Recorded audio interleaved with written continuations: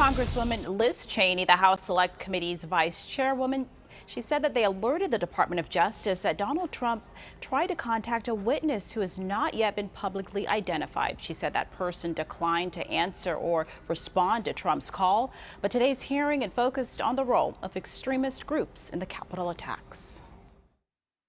We're going to have to do it ourselves later in a much more desperate, much more bloody war. From incensed messages threatening violence, Oath breakers, do your job, to strategic and tactical planning that included maps of Washington, D.C. posted online. That pinpoint the location of police. The House January 6th committee said there was hard evidence showing extremist groups like the Oath Keepers and the Proud Boys not only threatened violence on January 6th, but that in the weeks before the insurrection, they worked with former President Donald Trump's allies, like his longtime outside advisor Roger Stone, to stage the violent attacks. In my opinion, the Oath Keepers are a very dangerous organization. Testifying today, Jason Van Tatenhove, a former spokesperson for the Oath Keepers, a far-right anti-government militia whose members claim to be defenders of the Constitution. The committee played video clips and showed photos of Stone with members of the group. This is nothing less than an epic struggle for the future of this country between dark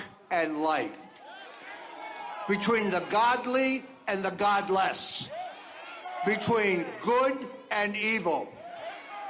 And we will win this fight. Van Tatenhove testified that the Oath Keepers had a specific mission. What it was going to be was an armed revolution. I mean, people died that day.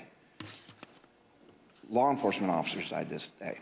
There was a gallows set up in front of the Capitol. This could have been the spark that started a new civil war. The committee pointed to tweets by Trump alleging he incited his base, where he wrote, quote, "Big protest in D.C. on January 6th. Be there, will be wild." What followed, they say, calling on we the people. A frenzy of online support by those ready to challenge the election results at all costs. Red wave. This is going to be a red wedding going down January 6th. Capitol rioter Stephen Ayers also testified. He previously pleaded guilty to entering the Capitol illegally. Ayers, who said he no longer supports Trump, said he was just following the commander-in-chief's orders to fight to keep him in office. When you arrived on the ellipse that morning, were you planning on going to the Capitol? No, we didn't actually plan to go down there. We went basically to see the Stop the Steal rally, and that was it. So why'd you decide to march to the Capitol? Well, basically, the president, got everybody riled up, told everybody to head on down. So we basically were just following what he said.